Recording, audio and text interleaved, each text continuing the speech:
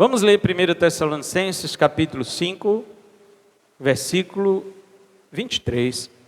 Na semana passada nós lemos o 23 e o 24, mas ficamos só nessa primeira frase, não foi? E o mesmo Deus da paz vos santifique em tudo. Foi isso que nós falamos. Hoje nós vamos falar sobre a segunda parte deste versículo que diz assim: e todo o vosso espírito e alma e corpo sejam plenamente conservados, irrepreensíveis, para a vinda de nosso Senhor Jesus Cristo. Amém. Podeis sentar, irmãos. Glória a Deus.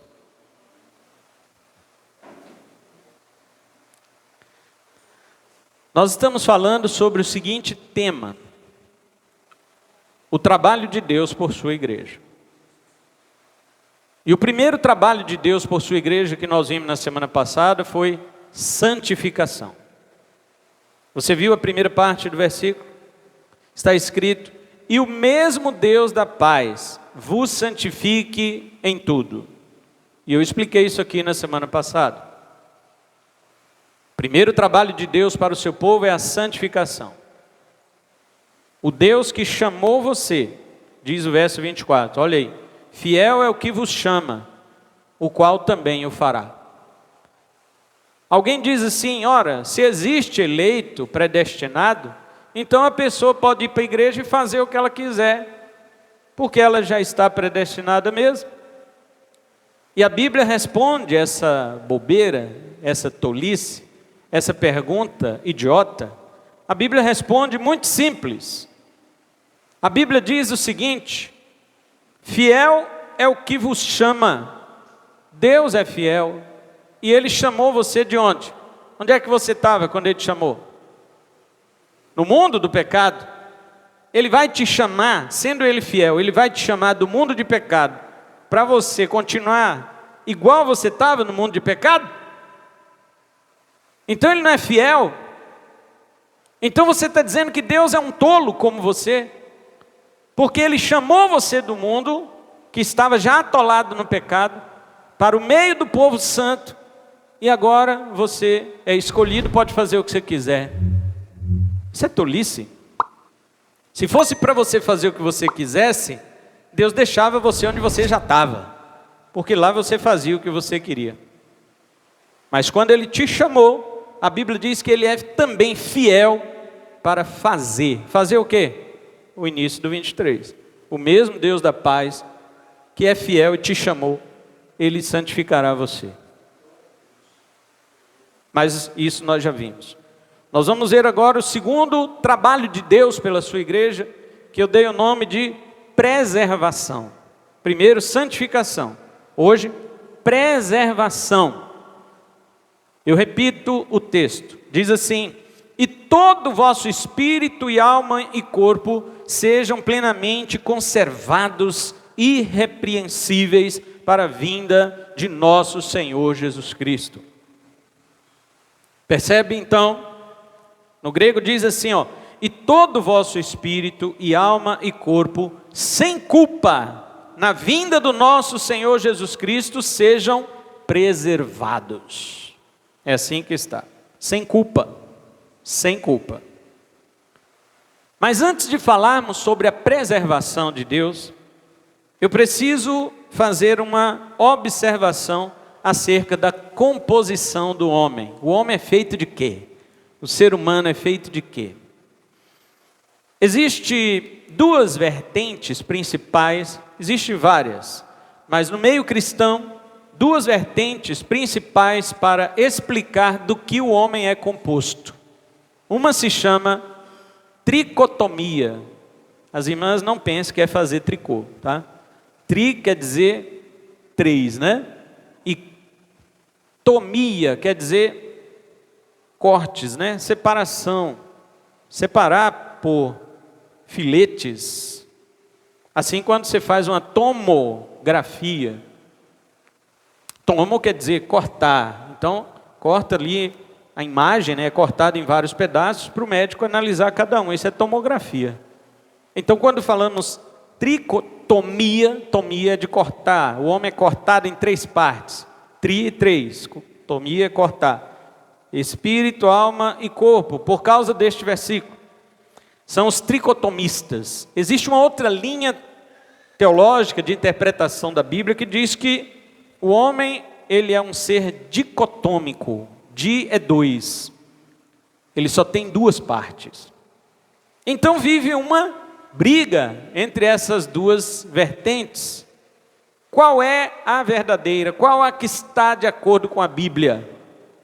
Vamos lá.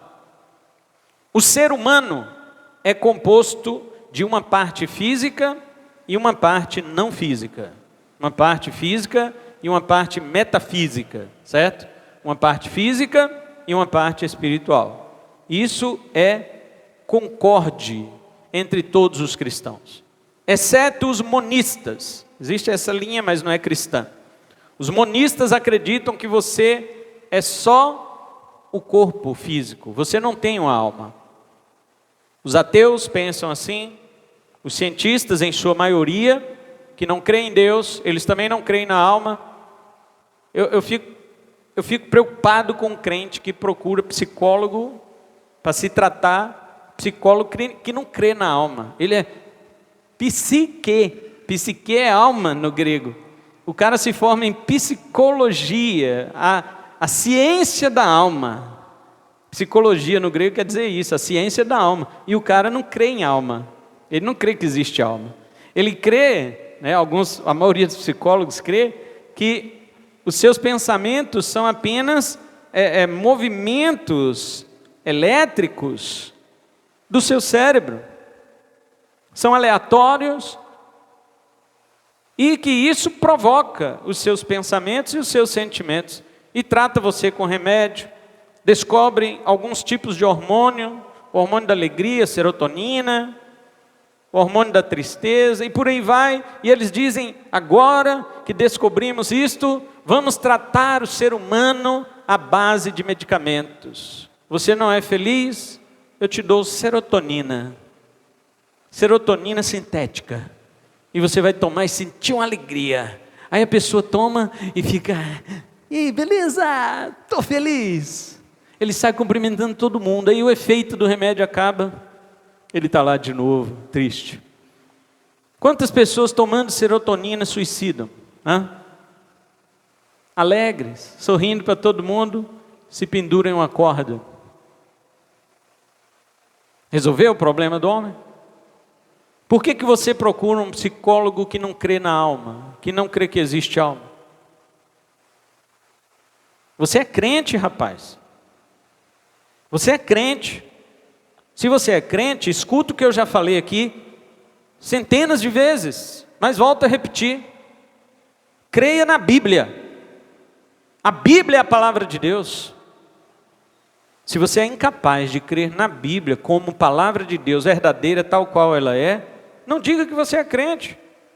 Procure os recursos do jeito que você quiser. Mas se você diz, eu sou crente, você elimina todos os seus pensamentos.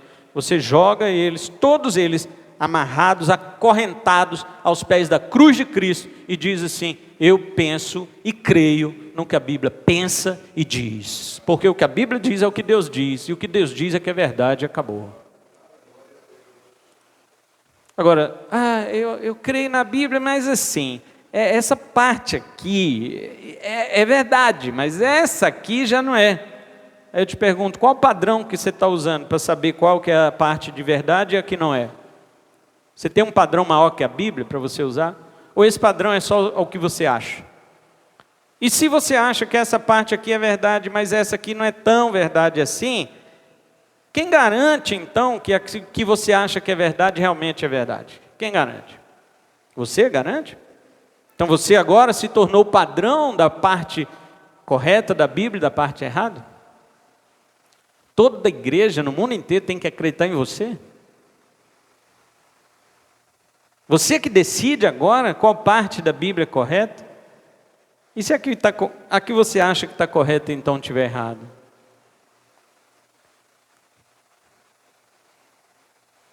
Então, vamos para a Bíblia. O homem é feito do quê? Gênesis. no capítulo 2, dá os detalhes de como Deus fez o homem. No capítulo 1 ele vai falar que Deus fez o homem à sua imagem. Mas no 2 ele vai dizer assim, capítulo 2, versículo 18, versículo 7. E formou o Senhor Deus o homem do pó da terra. Está aqui uma parte do homem. E formou o Senhor Deus o homem do quê? Do pó da terra. Essa é a primeira parte. O pó da terra é o quê? É material ou é espiritual? Material. Então o homem tem uma parte material, que é o seu corpo físico. E soprou em suas narinas o fôlego de vida. O sopro de Deus é algo material ou espiritual? Espiritual. Então o homem, final do versículo, e o homem foi feito alma vivente. Alma vivente aqui significa que ele foi feito um ser vivente. Foi feito uma criatura moral. Ele é composto de duas partes. Ele é composto dos mesmos elementos químicos que existem na terra. Na terra existe cálcio, na terra existe fosfato, na terra existe potássio, nas frutas existem tantos elementos químicos, ferro e outros que compõem você. Você é feito do pó da terra. Você é feito dos elementos químicos que existem na natureza que Deus criou. Porém, existe uma coisa no homem que nenhum outro ser tem, nem os anjos: o sopro divino. Deus não soprou no nariz de anjo nenhum, mas Deus soprou no nariz do homem. Deus não soprou no nariz, no focinho de bicho nenhum. Quando Deus falou assim, haja boi, a terra mesmo produziu um boi. Com os elementos químicos que havia na terra, a própria terra foi dando forma ao boi, do jeito que estava na mente de Deus. O boi tem aquela forma, porque aquela forma estava na mente de Deus. E quando Deus mandou a terra produzir um boi, a terra entendeu até o desenho do boi, pela voz de Deus, a terra entendeu e produziu aquele boi daquela maneira, que estava na mente de Deus. Mas quando Deus foi fazer o homem, Ele não disse para a terra, produza terra, um ser humano. Poderia. O ser humano poderia ser produzido dessa forma, mas Deus disse, façamos o homem, façamos a nossa imagem. E quando Deus pegou os elementos da terra, os elementos químicos, não é que Ele formou um pedaço de barro, Ele pegou os elementos químicos e foi formando cada parte do homem. Cada parte detalhe, desde os seus fios de cabelo, com cada elemento químico que existe no fio de cabelo, até os seus órgãos internos, até os seus glóbulos vermelhos. Deus utilizou-se dos elementos que haviam na terra e deixou o homem pronto. Ali estavam, digamos, um cadáver. Não era cadáver porque não tinha morrido, mas era parecido com um cadáver, porque ele ainda não tinha vida. A diferença é que cadáver já teve vida, Adão ainda não tinha tido vida. Ele estava estirado no chão. Se aquele narrador de futebol tivesse na época, ele dizia, está lá um corpo estendido no chão. Então, Deus olhou para aquele homem e disse, ele poderia também dizer, haja vida nele, e a vida haveria naquele homem. Mas Deus não quis fazer o homem por sua palavra. Deus quis fazer o homem, primeiro por suas mãos, pela sua arte, na Septuaginta, que é a tradução do Antigo Testamento hebraico para o grego, está escrito que Deus fez uma poesia do homem. Deus fez uma poesia, Ele fez uma arte. E depois então Deus não disse haja vida nele, mas o próprio Deus de dentro de si soprou. Deus colocou para fora o seu fôlego e deu isto ao homem. O homem agora se levanta daquele lugar. Deus é espírito, amém? Se Ele é espírito, Ele é invisível, porque ninguém vê espírito. Quando o homem se levantou daquele lugar, ele não viu Deus, mas ele sabia que Deus existia, porque dentro dele tinha algo de Deus. Dentro dele tinha o sopro de Deus, a respiração de Deus. Ele respirava o ar de Deus e ele levantou dizendo: obrigado, meu Deus, meu Criador. Eu existo porque o Senhor me quis fazer. Sem ver Deus, sem nada, ele sabia. Então o homem, ele é físico e o homem é espiritual. Essas duas coisas em uma. A parte física feita dos elementos e a não física veio do sopro. Não há mais nenhum elemento em você. Você não é tricotômico, né? Tricotomista é quem crê nisso. Tricotômico é se você fosse composto assim. Você não é composto de 3 partes: corpo, alma e espírito. Você é composto de 2 partes, foi o que está escrito em Gênesis. Deus criou você, o homem, criou dos elementos da terra, e então soprou nele o fôlego de vida. Pronto, é só essas 2 partes que existem no homem. Apenas o seu corpo e espírito é que existem. Não existe mais nada em você, somente seu corpo e o seu espírito. A divergência é que os tricotomistas querem encontrar uma diferença entre alma e espírito, né? Porque corpo todo mundo concorda que é a parte material, mas a parte espiritual, os tricotomistas, eles querem encontrar uma diferença entre espírito e alma. Não, a Bíblia fala aí, no texto que nós lemos em Tessalonicenses, está escrito: e todo o vosso espírito e alma e corpo, está vendo? Tem 3. Então nós perguntamos: ora, qual é a diferença então entre alma e espírito? A alma, ela é material? Não. O espírito é material? Não. Se os 2 são espirituais, se os 2 são metafísicos, estão além da física, então qual a diferença? No mundo espiritual, aí começa. No mundo espiritual, existe aí uma diferença entre alma e espírito, porque a alma, aí começa a psicologia freudiana.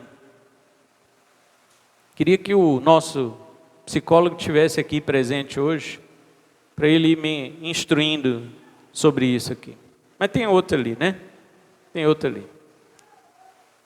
A psicologia freudiana, ela diz o quê? Que o homem é composto de id, ego e superego. O que é o id? O id do homem são seus instintos. O ego é aquilo que tenta equilibrar entre o pensamento racional do superego e os instintos do id. Então fica o ego ali no meio. O ego, ele está entre essas 2 facetas, essas 3 composições do homem. A igreja bebeu dessa fonte tricotomista de Freud, de Sigmund Freud, e então ela acredita nisso, que a alma é esse elemento do meio, que fica tentando equilibrar o corpo, que no caso de Freud seriam os seus instintos, e os seus mais elevados e nobres sentimentos, que seria o superego. A igreja coloca isso como espírito. Com o seu espírito você adora a Deus, com o seu corpo você faz as coisas do mundo, as coisas físicas, e com sua alma, aí depende. Se a sua alma estiver ligada ao seu espírito, você vai fazer as coisas de Deus, mas se sua alma estiver ligada ao corpo, você vai fazer as coisas do mundo. Olha que confusão. Me arrumaram uma janela, me arranjaram uma janela, não da casa para a rua, a casa seria o corpo, mas me arrumaram uma janela para uma claraboia, uma janela para um outro compartimento, que é uma claraboia, porque não está dentro de casa, mas também não é o telhado. Não existe isso, irmãos. Nós só temos 2 coisas: o corpo físico e o nosso espírito. Na Bíblia, a única diferença entre alma e espírito é a palavra. Na Bíblia, tudo que a alma faz, o espírito faz. Preste atenção agora nos versículos que eu vou citar. Tudo que acontece à alma, acontece ao espírito. Veja bem, quando a pessoa morre, o que é que sai dela? É o espírito ou a alma? Está vendo? Se a gente ficar com a mentalidade de Freud, a gente vai dizer, é a alma, ou não, é o espírito. Porque a Bíblia diz que o pó volta à terra, e o espírito volta a Deus. Está vendo? É o espírito que sai, porque o pó voltou, mas e a alma? Está onde? Se fosse 3. O outro diz, não, mas... Irmãos, quando você tem a mentalidade bíblica, e alguém pergunta para você, quando uma pessoa morre, o que é que sai dela? A alma ou o espírito? Você responde, tanto faz. É isso. Tanto faz. Tanto faz, porque alma e espírito é a mesma coisa. Elas têm apenas nomes diferentes. Preste atenção nos versículos. Eclesiastes 12, 7. Vamos comparar Eclesiastes 12, 7 com Gênesis 2, 7. Porque foi o que eu li no início. Gênesis 2, 7 diz o quê? Formou o Senhor Deus o homem do pó da terra e soprou nos seus narizes o fôlego da vida. Agora Eclesiastes 12, 7 diz o quê? E o pó volte à terra como era. Olha, lá no Éden, Deus está formando um corpo e colocando o espírito dentro. Aqui em Eclesiastes, este corpo está voltando para o pó, está indo para o cemitério, e o espírito está voltando para Deus. Sabe o que Salomão está dizendo? Ele está dizendo o contrário de Moisés. Moisés diz, Deus construiu o corpo da terra e soprou.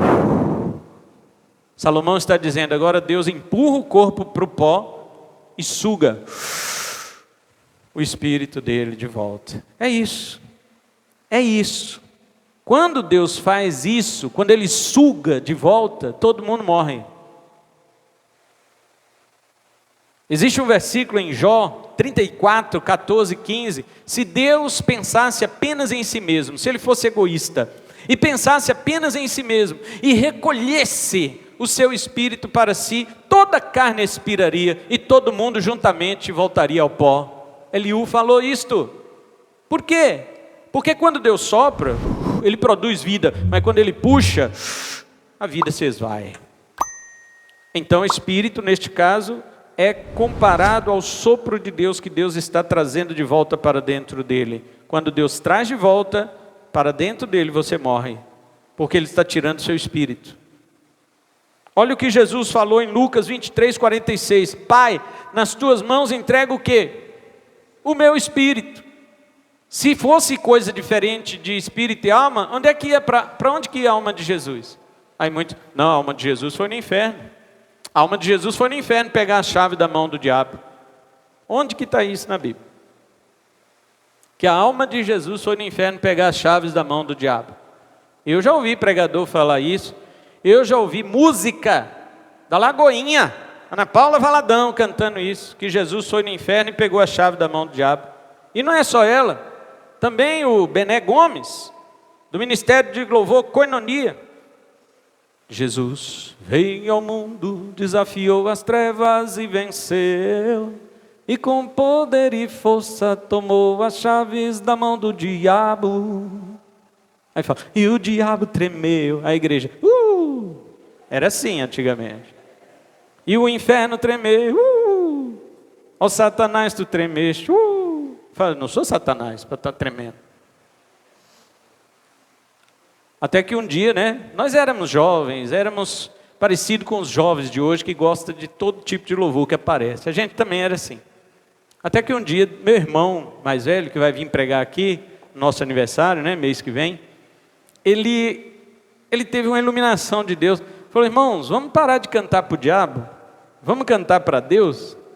Porque na música falava bem assim, ó Satanás, tu tremeste, e até hoje tu treme. O que eu tenho que cantar para Satanás?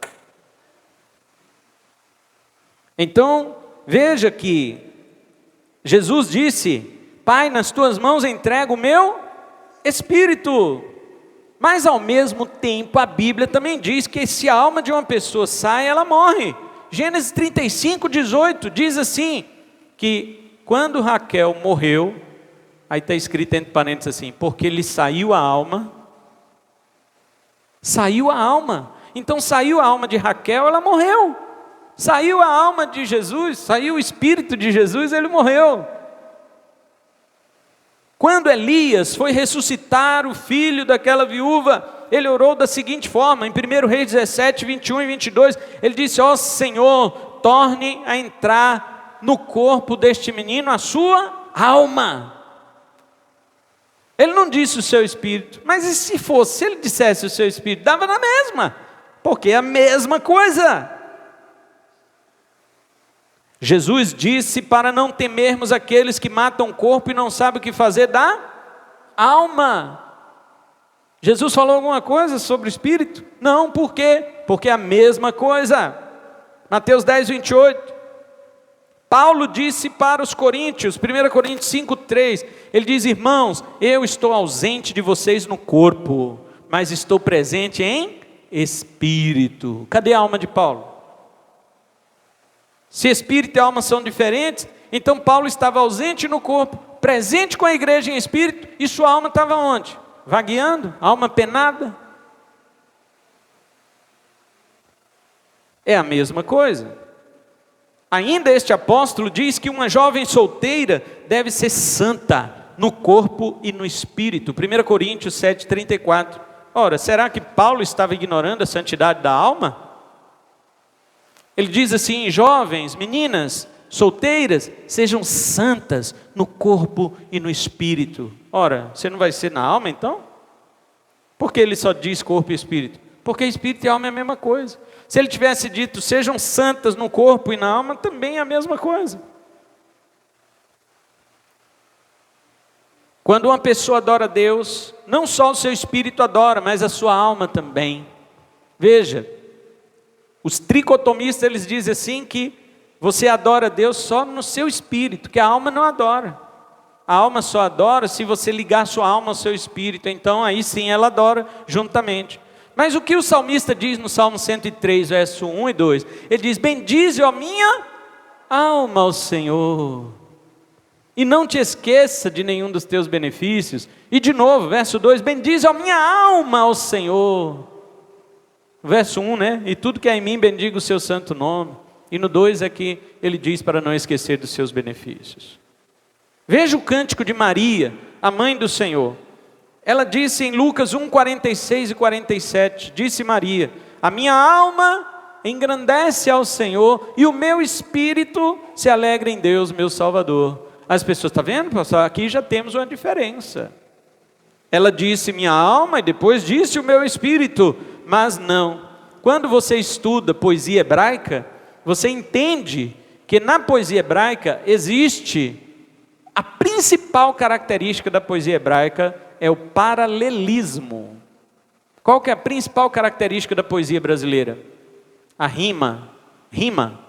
Poesia brasileira tem que rimar. Essa é a principal característica da poesia brasileira. No hebraico não precisa rimar.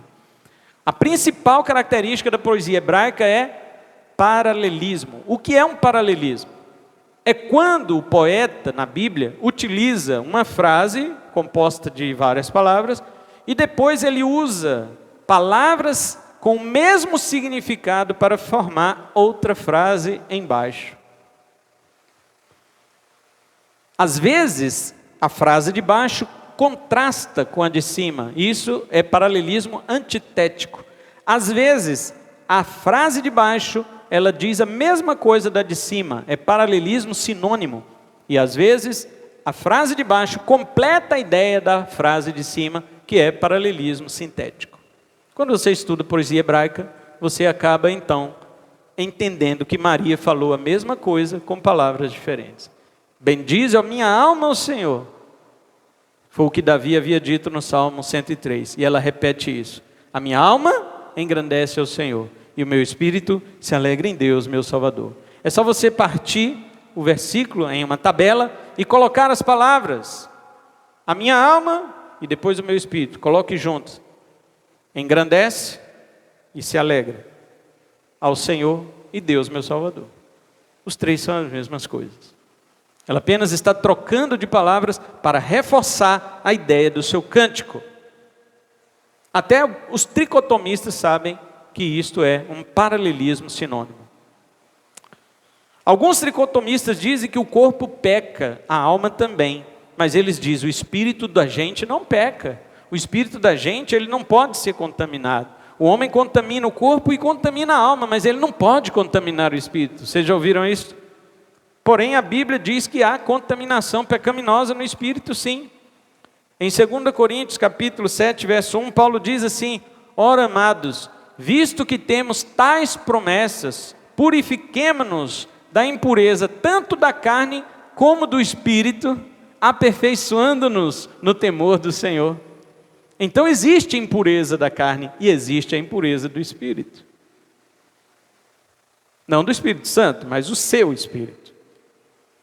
Paralelamente a isso, Pedro também fala a mesma coisa que Paulo, porém Pedro chama de contaminação da alma. 1 de Pedro, capítulo 1 e o versículo 22. Olha o que diz o apóstolo. 1 de Pedro 1, 22. Purificando as vossas almas pelo Espírito na obediência à verdade. E também no capítulo 2, verso 11. Amados, peço-vos como a peregrinos e forasteiros, que vos abstenhais da concupiscência, os desejos da carne, que combatem contra a alma. Ué, mas não combate contra o Espírito? Porque é a mesma coisa. Claro que alma também pode significar pessoas. Por exemplo, Atos 2:41 diz que foram batizadas 3.000 almas na igreja primitiva, na pregação de Pedro. Você já pensou Pedro batizando alma? Alma mesmo? Pedro ia pegar o quê? Os irmãos iam ver a alma sendo batizada? Nós, crentes atualmente, temos um ditado assim: olha, hoje 5 almas aceitaram a Jesus. Se você fala isso para um mundano, que ele não tem o linguajar cristão, ele vai achar assim, mas alma? O quê? Tinha morrido alguém e as almas ficaram entrando na igreja para aceitar Jesus? Não, almas são pessoas. Quando Deus diz em Ezequiel 18, a alma que pecar, essa morrerá, Ele não está falando que a alma invisível vai morrer, Ele está dizendo de uma pessoa, a pessoa que pecar, essa morrerá. Esse é o erro dos adventistas, que dizem que a alma morre. Os adventistas que dizem que a alma dorme, que a alma entra em estado de inconsciência, por causa de versículos mal interpretados assim. Ezequiel 18, quando diz a alma que pecar, essa morrerá, não está falando da segunda parte, do segundo aspecto nosso, que é o espiritual. Ele está falando da pessoa inteira. Assim como Atos 2:41 diz que 3.000 almas foram batizadas. Não está falando da parte imaterial, ele está falando de pessoas. O contexto vai declarar, vai dizer o que significa a palavra alma. Paulo diz em Romanos 13, verso 1, toda alma seja sujeita às autoridades. Está falando das autoridades políticas. Nós devemos ser sujeitos às nossas autoridades civis. A Bíblia diz isto, e Paulo chama de alma. Ele diz, toda alma seja sujeita. Alma quer dizer o quê? Pessoas. Todas as pessoas devem ser submissas. Mas no caso de alguém que morre, o seu corpo é sepultado sem vida. Entretanto, a sua alma permanece intacta e consciente. Não acredite na doutrina falsa do sono da alma, pregada pelos adventistas e pelos testemunhas de Jeová e pelos mormons. Não acredite nisto. A Bíblia é contra essa doutrina falsa. Quando você morre, eles querem usar e dizem assim, mas a Bíblia diz lá que a pessoa dormiu. Se dormiu é porque existe o sono da alma. Não. Quando a Bíblia fala dormir, é uma figura de linguagem chamada eufemismo, para suavizar a palavra morreu. Quando você diz assim, fulano morreu, a pessoa toma um susto, mas você diz, fulano dormiu no Senhor. Então você suavizou. Isso é uma figura de linguagem chamada eufemismo. A Bíblia usa essa figura de linguagem. E outra coisa, quando a Bíblia fala do dormir, ela se refere ao corpo, porque um dia o corpo vai ressuscitar, ele vai sair do pó, ele vai ser ressuscitado. Então é como se ele estivesse dormindo. Mas da alma, a Bíblia não diz que ela dorme, em nenhum momento. Então não aceite essa doutrina, não aceite esse ensino. Veja, por exemplo, a história do rico e Lázaro. Lucas 16, a partir do 19. Havia um homem rico que se vestia de púrpura e se regalava esplendidamente todos os dias. Havia também um certo mendigo chamado Lázaro.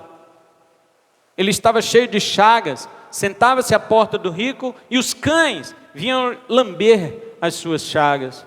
Aconteceu que morreu primeiro Lázaro, né? E foi levado pelos anjos para o seio de Abraão. Deixe-me perguntar, o que é que foi levado para o seio de Abraão? O corpo? Claro que não, irmãos. O corpo só vai para o seio de Abraão ou para o céu quando Jesus voltar. Aquela história aconteceu há muito tempo atrás, Jesus ainda não voltou. Então não foi o corpo de Lázaro que foi para o seio de Abraão, e sim a sua alma. E quem levou a alma dele foram os anjos do Senhor. Toda vez que um crente morre, preste atenção nisso, igreja. Quando eu falo preste atenção, você sabe o que é, né? Ou vou falar de novo. Se eu falar, eu esqueço o que eu tenho para falar. Toda vez que um crente morre, os anjos de Deus vêm buscar sua alma para entrar no gozo do Senhor. Você tem medo de morrer? Então, veja lá se você realmente sabe para onde vai. Porque quem sabe para onde vai, ele até almeja. Paulo falou assim, para mim é até melhor morrer e estar com Cristo. Por quê? Paulo queria suicidar-se? Não, porque Paulo sabia que estar com Cristo é incomparavelmente melhor. Aleluia. Crente não tem medo de morte. A morte, ela tem duas bocas, uma física, que é a cova do cemitério, que engole o corpo físico, o pó da terra. E ela tem uma boca espiritual também, chamada Hades, traduzida como inferno, mas ainda não é o inferno do lago de fogo. Essa boca espiritual chamada Hades, ela engole almas, irmãos, almas. A cova no cemitério engole corpos, tanto de crentes como de ímpios. Mas o Hades só engole almas de ímpios. Ele não pode engolir almas de crentes. Jesus falou em Mateus 16, 18, ele disse assim, as portas do Hades não podem prevalecer contra a minha igreja. Jesus está dizendo que quando você morre, você que é crente, quando você morre, o cemitério pode engolir seu corpo, mas aquela garganta espiritual da morte, chamada Hades, não pode engolir sua alma. Os anjos te pegam e levam você para o seio de Abraão. Foi para lá que Lázaro foi. Agora o rico, diz o texto lá, né? Lucas 16, versículo 22, 23, diz que o rico foi sepultado, ele morreu também e foi sepultado. E no versículo 23 diz assim, e no Hades, ou no inferno, ergueu os olhos e viu Lázaro, e viu Abraão, e ele viu Lázaro deitado no seio de Abraão. Situação inverteu agora, né, rico? Aquele pobre que você deixava sentado na porta, no portão de sua mansão, e não lhe dava nem sequer migalhas daquilo que sobrava dos seus banquetes, que você abusava, jogava para cachorro, mas não dava para Lázaro, permitia que os cães da rua, que naquela época eram considerados inclusive animais ferozes, os cães de rua, lamber as chagas daquele homem. Agora ele vê aquele homem puro, limpo, ao lado de Abraão, e ele atormentado, já em alma, tá? O corpo dos dois estava no cemitério, o corpo dos dois, do rico e do Lázaro, estava igual, mas a alma não. A alma de Lázaro não foi engolida pelo Hades, que engoliu a alma do rico. Então não cai nessa conversa de adventista, e nem de testemunho de Jeová, e nem mórmon, que a alma dorme, que você morre e não fica sabendo de nada do que acontece. Mentira, a Bíblia diz que você está consciente. Ah, será que eu vou lembrar das coisas daqui? Olha o que o rico disse para o pai Abraão. Ele disse, pai Abraão, eu tenho 5 irmãos lá na terra, já que não tem como eu voltar e mudar a situação, manda Lázaro. Lázaro não pode molhar o dedo para trazer um pouco de paz a mim, molhando minha língua? Não pode. Então manda Lázaro lá na terra, porque eu tenho 5 irmãos. O cara sabia que ele tinha 5 irmãos, gente. E as pessoas ficam me perguntando, quando for para outra, depois da morte nós vamos lembrar? É lógico, é claro que vamos lembrar. Ele falou, eu tenho 5 irmãos, manda Lázaro lá, pelo amor de Deus. E o pai Abraão falou o quê? Não, eles têm a Bíblia, que acredite nela. Lá tem a Bíblia, que acredite nela. Não. Ele queria convencer o pai Abraão. Pai Abraão, escuta o rico falando. Deixa eu pregar para você. Você não sabe de nada, pai Abraão. A Bíblia eles não acreditam lá na terra. Mas se o Senhor mandar Lázaro ressuscitar e for lá falar com meus irmãos, com certeza eles vão acreditar. E o pai Abraão falou, logo com quem que ele estava falando em acreditar? O pai da fé. Abraão, o pai da fé. Ele queria dar aula de fé para o pai da fé. Abraão disse assim, meu filho, se eles não acreditam na palavra de Deus, tampouco vão acreditar, ainda que algum dos mortos ressuscite. Não vão. Eles vão dizer que aconteceu alguma outra coisa, mas não foi ressurreição. Teve um debate de um ateu com um cristão, e o ateu ele disse assim, estas coisas que vocês falam da Bíblia, esses milagres, tudo isso foi alucinação, tudo isso aí foi imaginação, né? Coisas sobrenaturais não acontecem. Aí o cristão perguntou para ele assim, mas o que faria você, por exemplo, acreditar que Deus existe hoje, aqui agora, nesse palanque, estavam debatendo, né? Ele disse, olha, se Deus existe, então que Ele fizesse flutuar todos estes bancos aqui, certo? E então tremesse, desse alguns trovões, e depois tudo voltasse ao chão sem quebrar nada. Aí eu acreditaria que Deus existe. Aí o cristão falou para ele, você ia dizer que era uma alucinação. Porque foi isso que você disse sobre os milagres da Bíblia. Sempre eles vão dizer outra coisa. Quem não acredita na Bíblia, sempre vai achar explicações para coisas estranhas. Que nem o padre Quevedo, isso não existe, né? Lembra dele? Que ele falava isso não existe. Ele não acreditava nessas coisas. Agora você diz, mas e nós, pastor? Cristãos que morremos, temos a nossa alma consciente? Claro que sim. Em Apocalipse 6, do 9 ao 11, apóstolo João vê almas de crentes debaixo do altar do Senhor, e eles dizem para o Senhor, Deus, até quando? As almas dizem para Deus, o Senhor não vai julgar e vingar o nosso sangue daqueles que moram na terra, porque eles nos mataram. Veja, crentes martirizados pelo amor de Jesus, suas almas estão no céu agora, clamando a Deus que exerça justiça sobre a morte deles aqui na terra. E a voz de Deus diz o que para eles? Aguardem um pouco, porque ainda tem crentes lá que vão morrer como vocês morreram. São os crentes da grande tribulação. E tem gente falando que nós vamos ser arrebatados antes da grande tribulação. Como assim, meu irmão? Não te prepara não para você ver. Arrebatado antes da grande tribulação? Se lá em 2 Tessalonicenses capítulo 2, o apóstolo Paulo diz que Cristo não virá sem que primeiro se manifeste o anticristo. Quem é que vai trazer a grande tribulação para a terra? Não é o anticristo? E Paulo garantiu, Jesus não virá sem que primeiro venha a apostasia e se manifeste o homem da iniquidade. Crente esperando arrebatamento. Fique esperto. Você tem que esperar duas coisas, das duas uma. Ou esperar que Jesus te leve, não se mate, que aí Jesus não te leva. Ou esperar que Jesus te leve, ou esperar o anticristo chegar. Essa é a verdade. Ou você espera que Cristo te leve pela morte, ou então você vai ter que encarar o anticristo em vida. É isso que a Bíblia diz. E quando você encarar o anticristo em vida, deixe-me dar logo a notícia completa. Fisicamente você não vai vencer ele não. A Bíblia diz, Apocalipse 13, 7, está escrito que foi dado poder ao anticristo para fazer guerra aos santos e vencê-los. Fisicamente quem vai vencer é ele, não é você.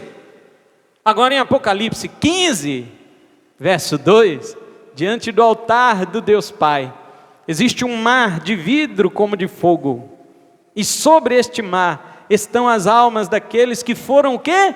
Vencedores sobre a besta. O anticristo pode matar o seu corpo, mas ele não pode levar a sua alma para o Hades. Ele mata o seu corpo e os anjos buscam tua alma para o seio de Abraão. É isso. Seja como aquele Marte, que quando foi julgado pelo juiz, então você não nega Jesus e o Evangelho? Ele disse, não, sou cristão e morrerei pelo meu Senhor. E o juiz disse, amanhã então podem queimá-lo, amanhã cedo podem queimá-lo. E bateu o martelo, sentença dada. E então aquele cristão disse para o juiz, meritíssimo, me dê a tua mão, coloque a tua mão no meu coração. E o juiz colocou a mão no coração daquele cristão, e ele disse, vê meu coração acelerado? E o juiz, não, agora coloque no seu.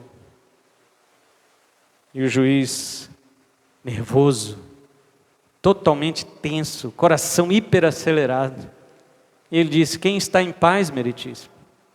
Quem é que está em paz? O Senhor que me condena?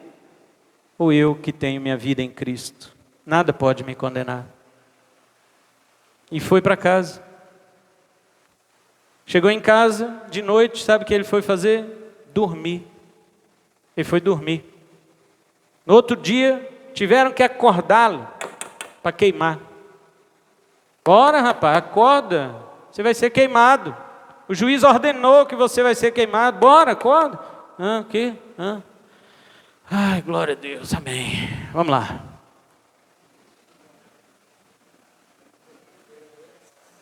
Ou igual São Lourenço, né? O santo que foi queimado numa grelha. Colocaram ele numa grelha, nu, pelado. E colocaram ele de costa. E ele foi queimando, queimando, queimando. Os caras queriam amarrar. Não precisa não. Por amor a Cristo eu vou. E aí os caras lá conversando e se divertindo. E ele, pessoal, queimando lá. Já está bom esse lado, pode virar o outro.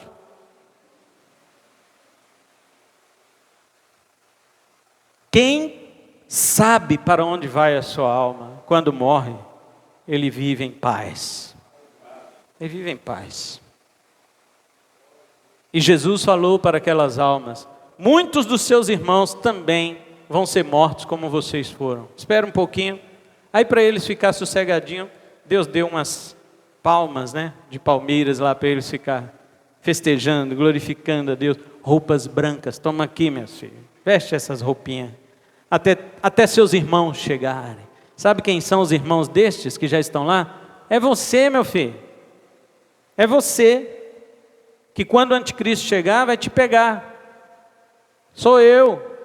Que quando o anticristo chegar, vai me pegar. Nós somos irmãos dele. E aí, isso eu estou falando no capítulo 6, tá? De Apocalipse. Só que quando chega no 7, verso 9, João olha para o céu e vê uma multidão grande chegando. De todas as tribos, línguas, raças, nações, vão entrando no céu. Eles vão entrando, e João fica, meu Deus, quanta gente. E o anjo pergunta para ele, ou um dos anciãos pergunta, você sabe quem são? E João, não sei, meu Senhor. E ele diz, estes são os que vieram da grande tribulação, e lavaram as suas vestes no sangue do Cordeiro. Aleluia! Estes têm a sua alma garantida. A essas almas, o autor aos Hebreus chama, sabe do quê? Hebreus 12, 23, ele diz, estas almas que já estão lá, são os espíritos dos justos aperfeiçoados. Por que ele não diz almas dos justos aperfeiçoados? Porque já tem outros escritores na Bíblia falando de almas. Ele então diz que são espíritos, porque é a mesma coisa. Uma alma que entra na glória. Apocalipse 20, versículo 4, o apóstolo João ele diz, eu vi também tronos, e vi também almas que se sentaram naqueles tronos. Estas almas foram decapitadas. Você já viu alma sem cabeça? Não existe alma sem cabeça, porque o cara decapita a cabeça de alguém, mas não pode decapitar sua alma. E João viu a alma dos decapitados, mas como não existe alma sem cabeça, ele viu realmente, porque o corpo tomba na terra, mas a alma floresce na glória. E quando entra lá, ela já entra glorificada, irmãos, aguardando o dia da vinda do nosso Senhor, para que o corpo também seja glorificado na ressurreição. Então sim, aquela alma que já está lá em glória, se junta ao corpo que ressuscitará em glória, e então agora você está completo novamente, mas mais completo do que você está agora. Agora você tem corpo e alma, mas a sua alma é pecaminosa, o seu corpo é pecaminoso, o seu corpo tem inclinação para o pecado, e a sua alma gosta disso, mas quando Jesus voltar, a sua alma só terá inclinações para Deus, e o seu corpo só terá inclinações para a glória de Deus.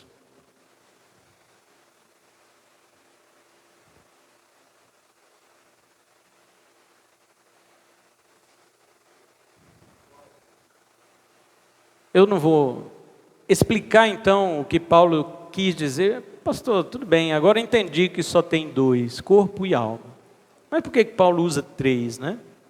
Por que tem três aí? Isso eu vou deixar para explicar domingo que vem.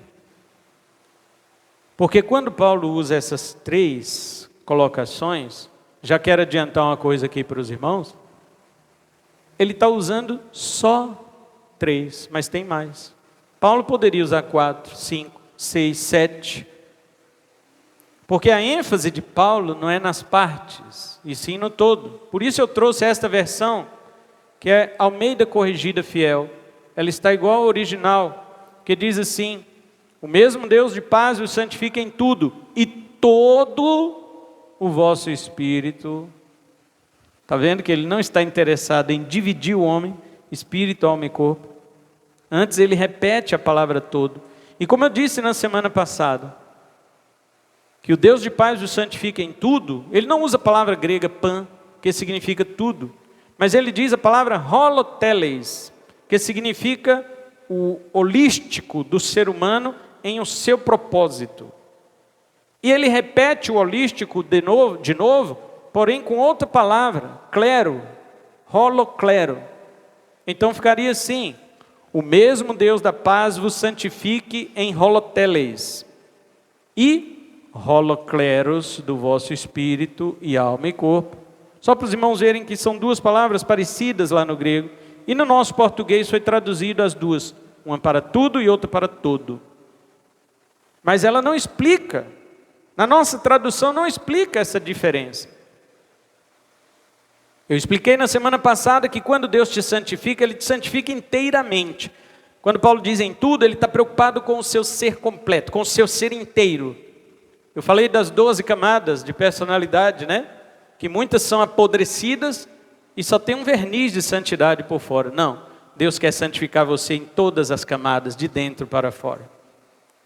E quando ele diz, e todo o vosso espírito e alma e corpo, ele poderia continuar, irmãos, exemplificando. Ele poderia dizer todo o vosso espírito, alma, corpo, coração, mente, sentimento.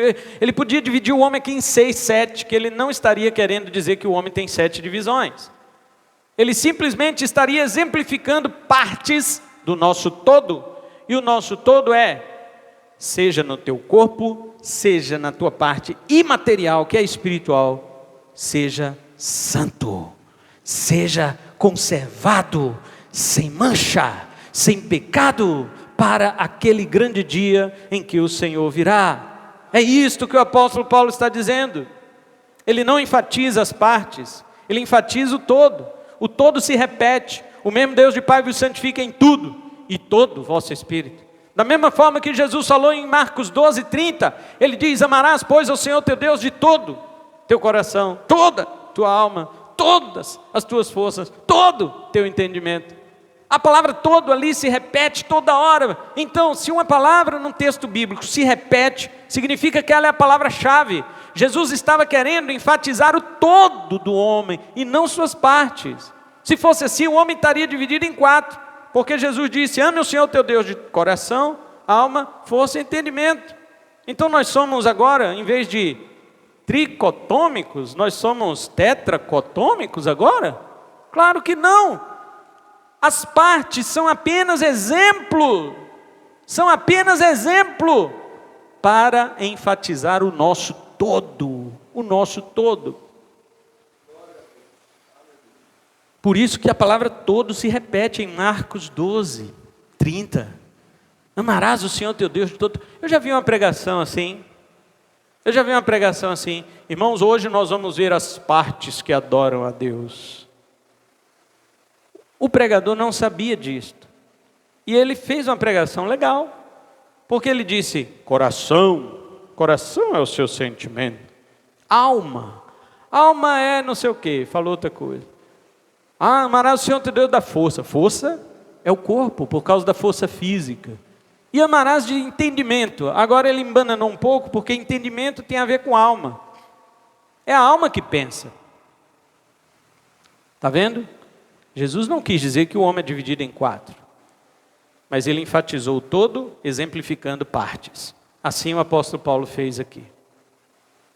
Então, como eu já expliquei, né? Eu disse que ia deixar para domingo que vem. Eu quero só te dar uma palavra final. Acerca de você ter um corpo e de você ter uma alma. Em primeiro lugar, quando você morrer, o teu corpo, ele vai para o pó como o corpo de todo ser humano que morre. Mas a tua alma terá um destino entre 2. Não há 3. Não existe purgatório. Não existe reencarnação. São doutrinas falsas e mentirosas que enganam as pessoas para dizer que elas têm uma chance após a morte.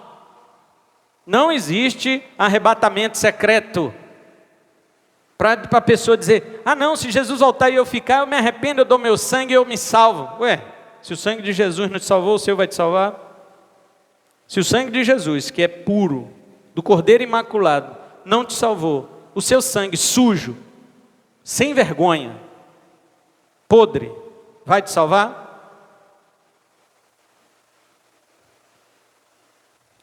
Para com esse negócio de achar que você tem segunda chance. Na realidade, você já teve mais de 1000 chances. Porque todo dia que você acorda, são quantos dias que você acordou em sua vida?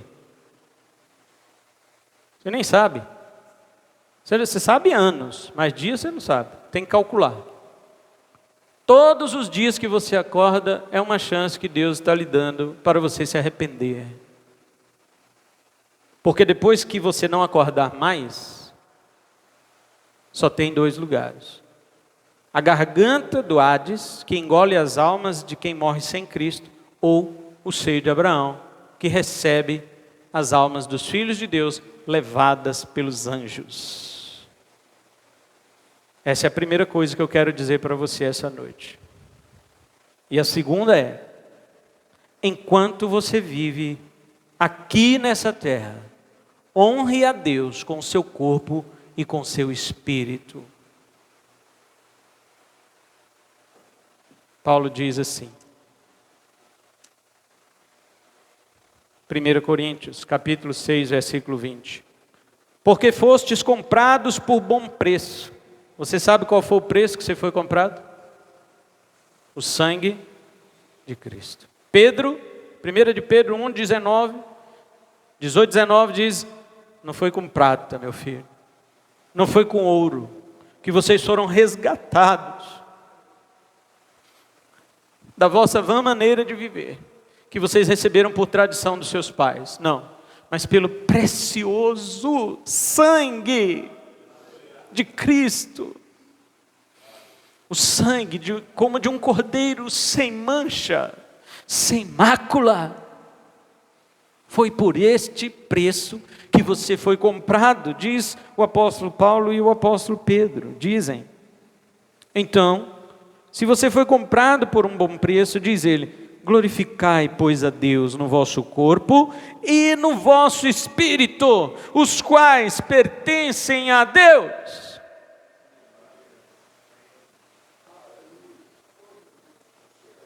Você sabe que haverá um destino para a sua alma.